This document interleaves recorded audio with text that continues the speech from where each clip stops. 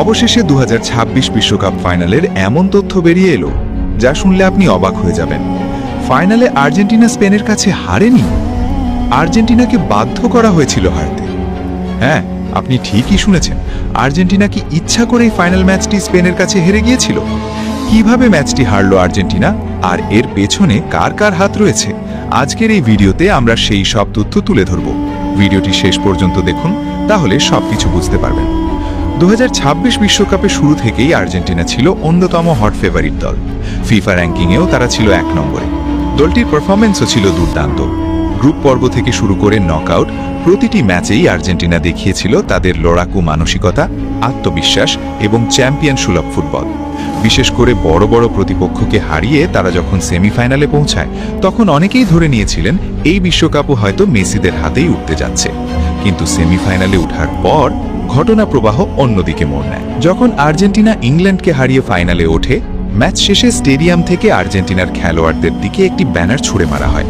সেখানে বড় অক্ষরে লেখা ছিল, লাস মালভিনাস সোন আর্জেন্টিনাস, বাংলায় যার অর্থ মালভিনাস বা ফকল্যান্ড দ্বীপপুঞ্জ আর্জেন্টিনার।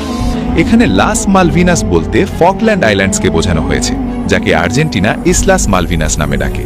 আর্জেন্টিনা দীর্ঘদিন ধরেই দাবি করে আসছে যে মালভিনাস বা ফকল্যান্ড দ্বীপপুঞ্জ তাদের সার্বভৌম ভূখণ্ড।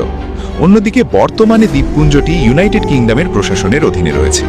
এই মালিকানা নিয়ে 1982 সালে আর্জেন্টিনা ও ইউনাইটেড কিংডমের মধ্যে যুদ্ধও হয়েছিল। তাই এই ব্যানারটি শুধুমাত্র একটি লেখা নয়, বরং বহু বছরের রাজনৈতিক ও ঐতিহাসিক বিরোধের প্রতীক। আর এখান থেকেই শুরু হয়েছে দ্বন্দ্ব। ইউনাইটেড কিংডমের প্রেসিডেন্ট ডোনাল্ড ট্রাম্পকে বলেন, খেলার মধ্যে কেন রাজনীতি আসবে? আমাদেরকে অপমান করা হচ্ছে। এরপর ডোনাল্ড ট্রাম্প এটা নিয়ে কথা বলে ফিফা প্রেসিডেন্টের সাথে। এরপর ফিফা প্রেসিডেন্ট কথা বলে আর্জেন্টিনার প্রেসিডেন্টের সাথে। ফিফা প্রেসিডেন্ট বলে, ওই ব্যানার যে প্লেয়ার ধরেছে তাদেরকে 10 বছরের জন্য ইউরোপের ভিসা বাতিল করা হবে, এবং কি আর্জেন্টিনাকে 2030 সাল এবং 2034 সাল এই 2 বিশ্বকাপ থেকে বাদ দেওয়া হবে।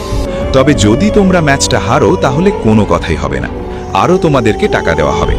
তখন আর্জেন্টিনার প্রেসিডেন্ট আর্জেন্টিনার ড্রেসিং রুমের ল্যান্ডলাইন ফোন দিয়ে বলে, তোমরা যেভাবে পারো ম্যাচটা হারো, আমাদের কাপ দরকার নাই, তোমাদের জীবনের নিরাপত্তা রক্ষা করো। সেই কথোপকথনের পর আর্জেন্টিনার খেলোয়াড়দের মানসিক অবস্থার পরিবর্তন হয়। এই কারণেই মাঠে নামার আগে লিওনেল মেসিকে বলতে শোনা যায়, তোমরা শান্ত হও, যা হয়েছে ভুলে যাও, এখন শুধু খেলায় মনোযোগ দাও। আর শেষ পর্যন্ত ফাইনাল ম্যাচে বাধ্য হয়ে স্পেনের গোলে কোনো শট অন টার্গেট ছাড়াই 1-0 গোলে ম্যাচটা হেরে যায় আর্জেন্টিনা। সত্যি বলতে ডোনাল্ড ট্রাম্পের ক্ষমতা অনেক, যার কথায় রেড কার্ড উঠিয়ে নিয়েছিল ফিফা। ইউএসএ ভার্সেস বসনিয়া ম্যাচে ইউএসএর প্লেয়ার ফোলারিন বালোগন রেড কার্ড খায়। পরে ডোনাল্ড ট্রাম্পের একটা ফোনেই ফোলারিন বালোগনের রেড কার্ড উঠিয়ে নেওয়া হয় এবং সে বেলজিয়ামের সাথে ম্যাচ খেলে। সবকিছু মিলে আমরা এটাই বুঝলাম, আর্জেন্টিনাকে হারানোর পেছনে ইউনাইটেড কিংডমের প্রেসিডেন্ট ডোনাল্ড ট্রাম্প এবং ফিফা প্রেসিডেন্টের হাত রয়েছে।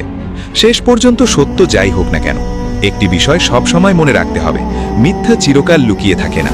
যদি কোনো সত্য থেকে থাকে, সময়ের সঙ্গে সেটি একদিন না একদিন সবার সামনেই চলে আসে। ভিডিওটি ভালো লাগলে অবশ্যই একটি লাইক দিন, আপনার মতামত কমেন্টে জানান এবং এমন আরও তথ্যভিত্তিক ফুটবল ভিডিও পেতে চ্যানেলটি সাবস্ক্রাইব করতে ভুলবেন না।